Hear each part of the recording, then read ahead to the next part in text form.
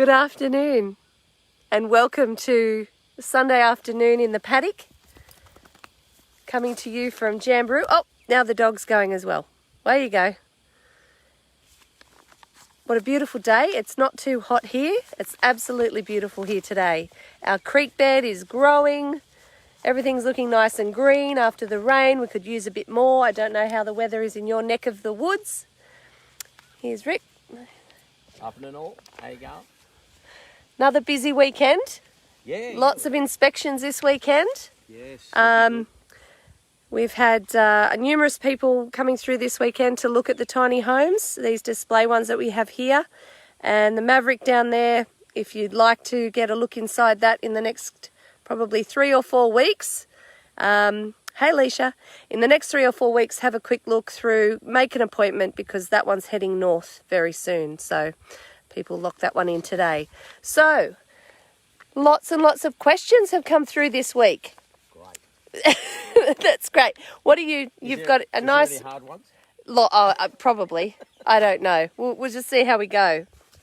And if you're watching us today live and you have a question, just type it in the comment there, and we will see it and we can answer as we go along today. So, and if you have anything you think, I've got to remember that later, make sure you share this video to your page, and then you can actually look it up after and look back on the video and figure out what it was that Rick said that you wanted to check over. It might have been a word we're going to look up in the dictionary or something. So, all right. So the first question I have for you this week is, I've seen on your website that you're introducing new cladding on the exteriors, different styles. Can I choose my own cladding? Yeah, for sure. What we'll do is we'll look at the cladding that you've got in mind. We'll check it out. We'll look at the weight. A lot of it depends on the size of your home. If we go for 7.2 by 3 metre home, we're right on the boundaries with the weight side of things, so we really need to keep an eye on the weight. And we'll look at that. So when you choose your claddings, we obviously the Hardy's products, some of them have got some great products, but unfortunately a lot of them are just too heavy. The density of the Hardy's claddings are very heavy, so you can't really put them on a tiny home because it sort of blows your weight out the door. So yeah, definitely happy to entertain different types of cladding. I'll also voice my opinion if I think it's going to look like crap. But hey, I'll build anything. Oh, I mean, if we've started well. Yeah, I know. If we're going to put our name on it, we want it to look good, and we don't want you to get sick of it. So, but what you might think is amazing, someone else might have a totally different style. Okay. So, you got me there. oh dear. See, the minimalist all white interior is beautiful, and a lot of people love it. And actually, our new model, the Emerson, has got. We'll have a lot of that. Oh, the Snowy River exterior colour scheme. We won't say too much about that yet, but it is very, very exciting. It is going to be one to look out for. Yes. There's a whole new exterior colour scheme coming, and it's going to be, just think Snowy River, think the man from Snowy River, the Highlands, I've lost the words. What's that? The Victorian high country. It's going to fit right in there. So, yeah, cannot wait to show you what that looks like. So, but yeah, okay, next question. Can I design my own interior if I go with Havenwood? So do you mean the where everything fits or the colour? Yeah, well, we've got a basic design that we believe works and flows. I've been, having been sort of around the traps a bit, with the interior design, we get the basic principle so it works and it flows well. And a lot of people got great ideas, but sometimes the actual design that you might have in mind might sound pretty on paper, but the reality is it's just not going to work. And I'll sort of let you know that I'm sort of uncomfortable or don't really want to do that. And I'll try and talk you out of it, but if you really want to do it, I'll do it. But so you mean the flow of the inside? Yeah. There's basic principles, especially around the kitchen area. There's like you've got to create this triangle with the oven, with the sink, with the refrigerator. Yep. And it's a real basic principle, but it works. Yep. And if you get away from that, things just don't flow or just don't work well. Yes. And not only that, it's just working through to your bathroom, through the ground floor bedrooms, and then up into your upper bedrooms. Things have just got to work, you know. And we've got to really start with the kitchen, because that's what the girls love. If we don't get the kitchen right, we're in big trouble. Oh, look, you're really going to put yourself into it today. The girls in the kitchen. That's a very traditionalist view. A lot of men really enjoy cooking. Really enjoy it. I'm going to tell you what, the Mr. Mums want it to work too, because they're at home, they're slaving over the kitchen while the missus out working. So, you know, at the end of the day, it's just got to flow. It's got to work, and you've got to be comfortable in your kitchen, so everything's at arm's reach, and it sort of works really well, you know. Yeah. Okay. So, in saying all of that, I don't confess to be an expert. Please don't get me wrong. on cooking or? No, bacon and eggs, man, I've got that wrapped up. But yeah, like I said, I don't confess to be an expert, but I know the principle of design that's got to work. And if you don't get that principle right, it's just... Okay. Yeah.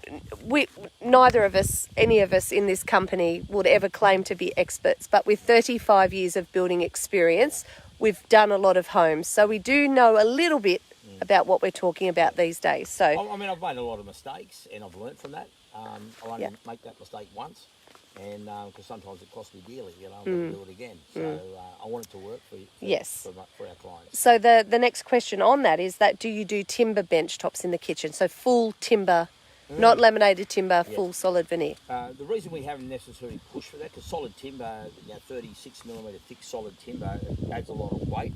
So there's bits of trade-offs. So we make sure that the overall design sort of works, and we keep our weights down in other areas, so then we can apply the timber bench tops. But we just don't want to. We want to make sure your tiny home does come into weight, and before each of our tiny homes leave our property or during construction, I'll get a mobile weigh bridge in. We actually come and weigh our tiny homes.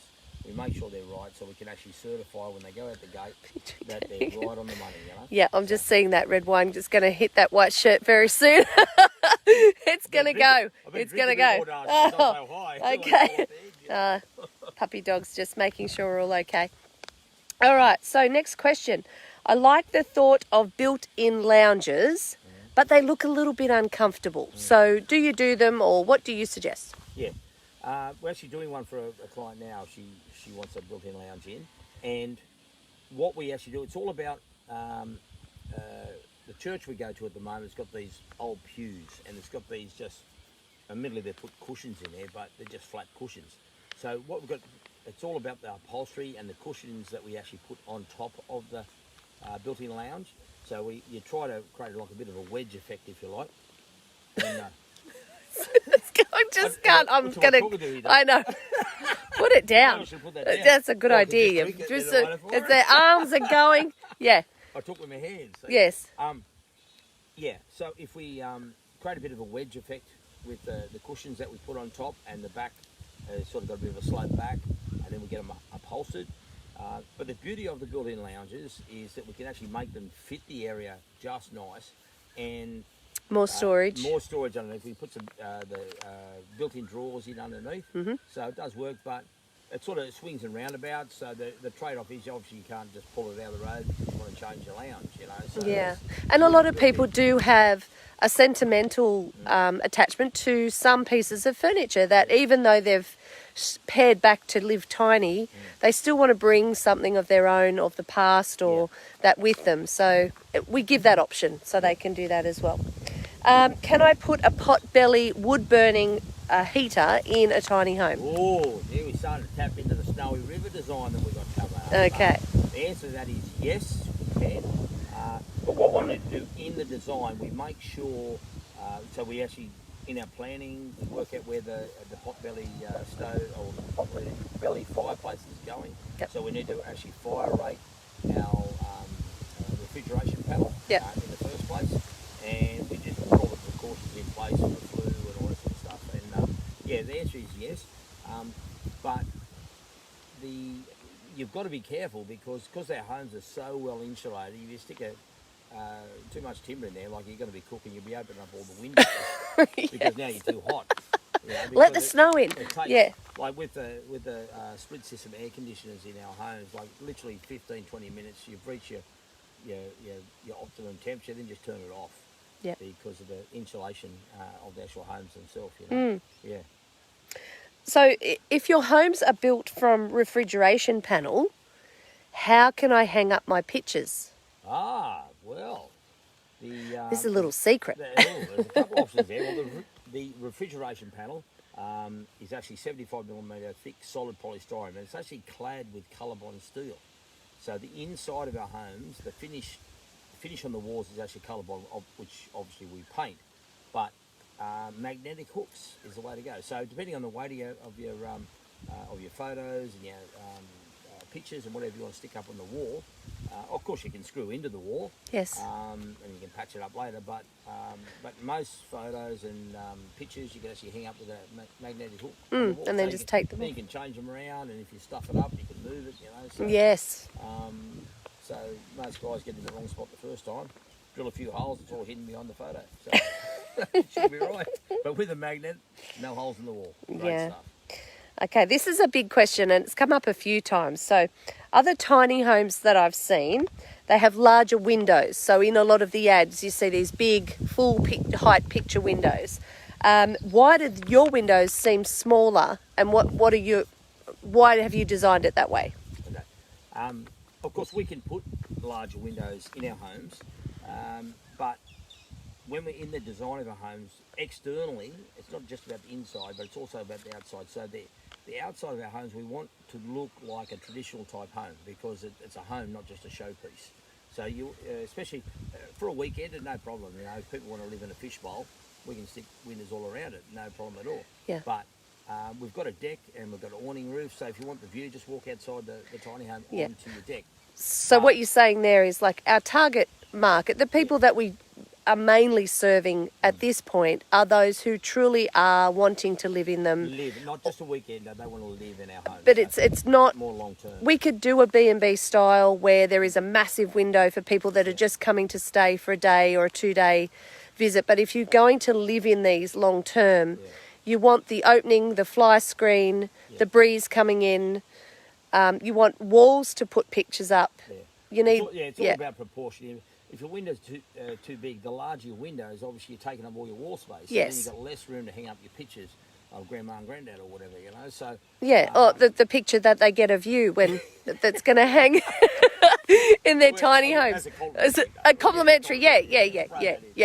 It'll be on the wall, engraved. So of course we can do larger windows, but start going larger windows, then you've got to start putting window coverings on, because then at night, obviously you turn the lights on and everyone can get a bird's eye view. So I think it's with the proportion, you get the proportion right.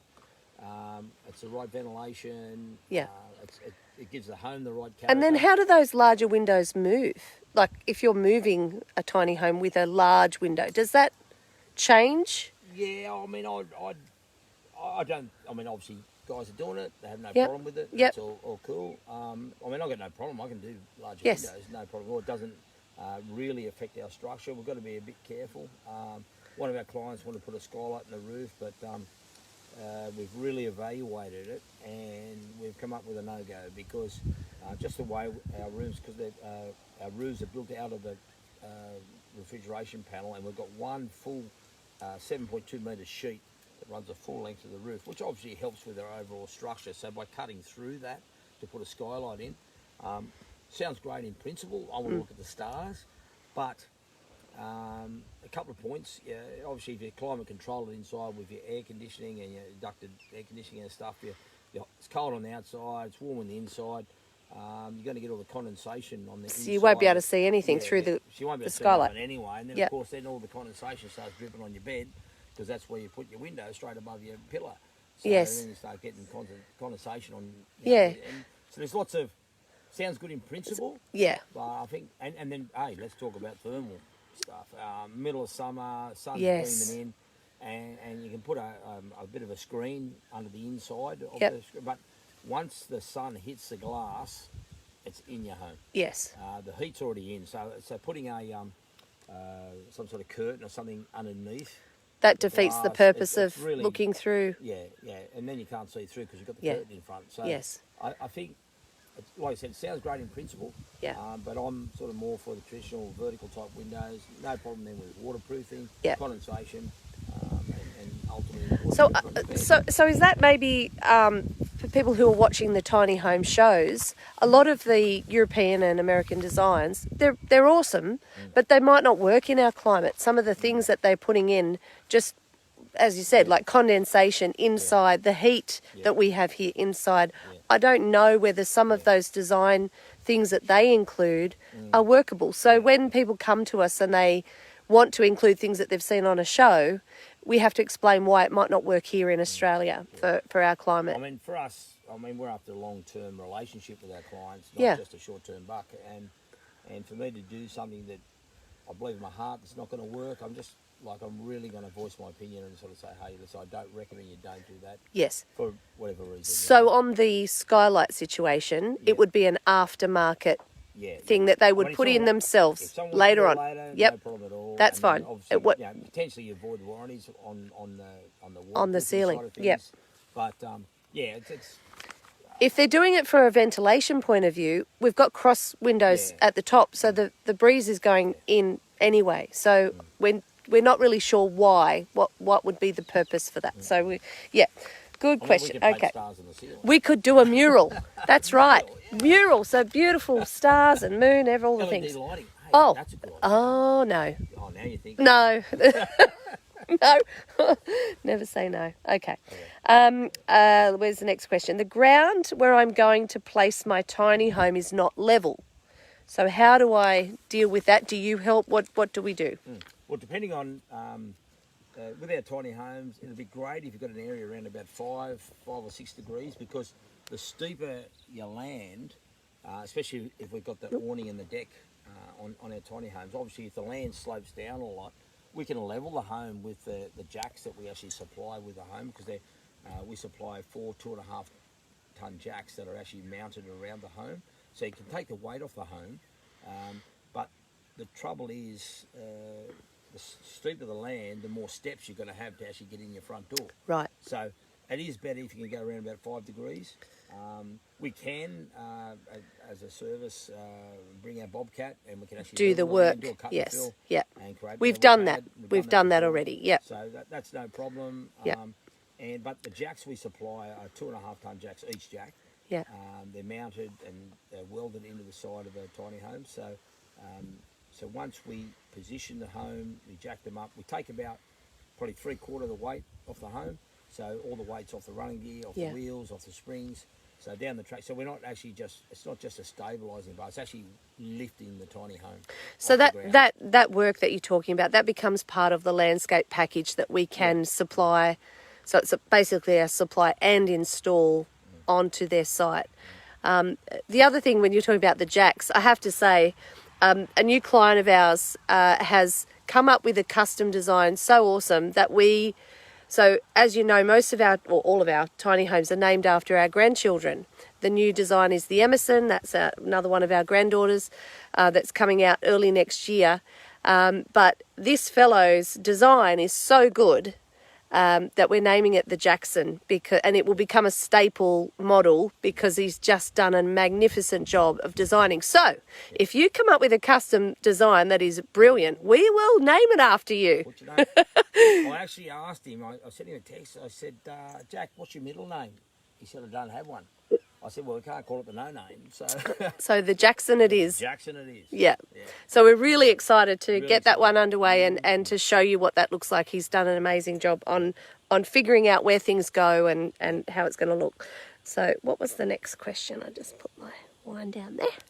I can't talk and look at things. Okay. Too much stuff going. Too many things. I need one of those holders. What are they called? Selfie stick or something to hold the phone. Yeah, I don't know how to do all this. Do I need a truck to move your tiny homes around? Okay, on your property, like I do on our property, I actually can move them around just with the 4B, just hook the 4B onto the front. Obviously, all our homes, we put the ring pull coupling on the front of our homes. So it's really good. It's quite versatile. The ring pull, the ones we put on are rated for 6 tonnes. So on your property, just drag it around with your 4B, no problem at all. However, on the road, to be legal on the road, all other tiny home builders, around the 7.2 metre length, all coming in around about 4.5 tonnes. So you will need some sort of a light, rigid truck to actually tow it. Yeah. You can hire a tow truck company. You can buy a Dodge Ram.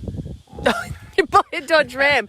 Okay. It's Yeah, cost just you more than a yeah, just throw one of those in with the Mate, package. we put an awning on the canopy on the back of the Dodge Ram. No, I won't need a tiny home. That's anymore. exactly right. They're huge, those things. Massive. But what we can do is we can deliver it for Of you. course, yeah. So our first delivery from our clients is free, a complimentary service yeah. in New South Wales. Western Australia will charge you a slab of beer extra.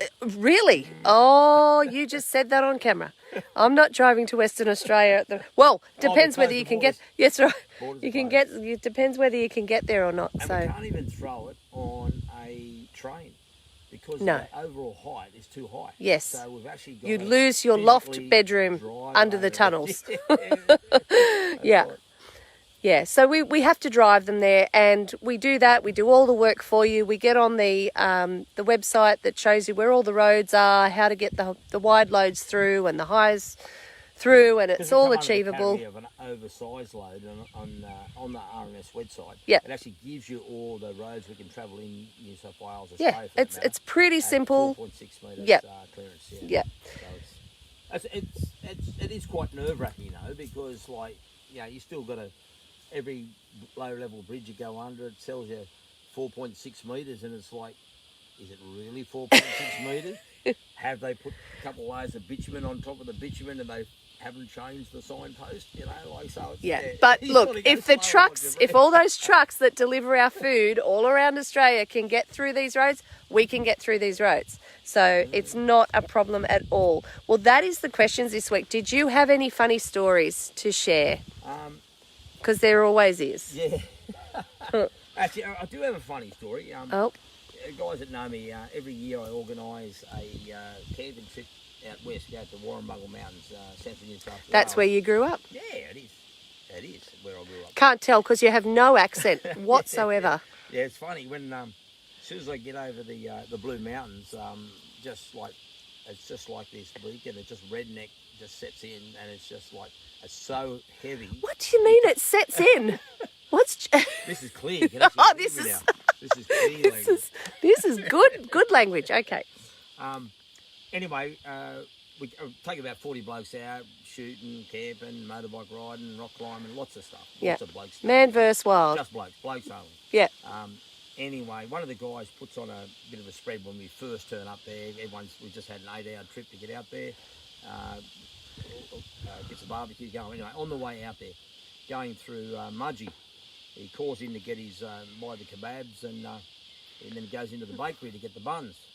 And he walks into the local bakery at Mudgee and says, I'd like to buy 50 buns, please.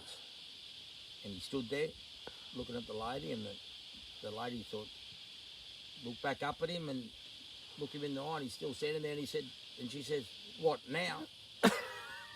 That's just country for you. It's like 50 buns, you've got to be kidding. Only get 6 people come in a day.